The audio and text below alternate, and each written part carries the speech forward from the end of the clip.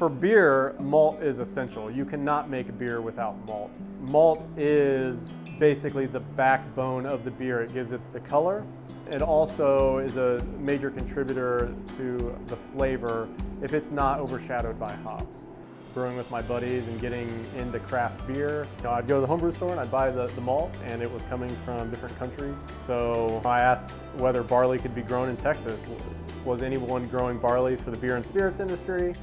And I quickly discovered they weren't, and that to me was just an injustice. Our agriculture is just such a large part of Texas. And I felt compelled, like I had to do this because I had the potential to provide the world with something it has never seen before, Texas malt. Brewers can't take barley and wheat out of the field and then try to brew with it because it doesn't have any of the enzymes. And so what a malt house really does is we grow enzymes. We really tightly control the germination of the grain to develop enzymes that are then used in the brewing process later. The three major stages are steeping, germination, and kilning. Here at Blacklands, we do the old way. We floor malt.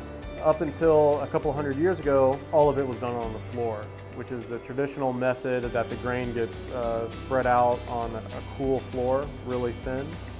And people have to turn that by hand with shovels, rakes, and so forth. Farmer Larry grows our hard red winter wheat out of Hutto, just down the road from here. And this is a hard red winter wheat that's been grown in the area, not necessarily for us or for malting, right? But Larry's just really great at producing really good quality wheat.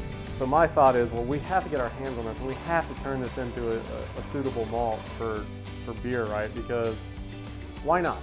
He said he wanted to come look at my wheat, and I said, "You want to look at it?" He said, "Yeah." And I said, "Well, that's unusual." Told me that he was going to make malt out of it, and I said, "Well, I don't know anything about malt."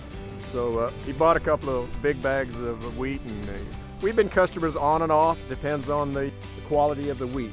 If this is what the land is giving us, this high protein wheat, high protein barley, then we as maltsters need to do the hard work of figuring out how to use it. It has unique flavors and characters, but it has an authentic story, and we're saying, look, this is what the land in Texas gives us. Let's make a beer that represents the land and the people that work it. And let's tie all of these elements together. There's a larger story here that we're trying to share around the people.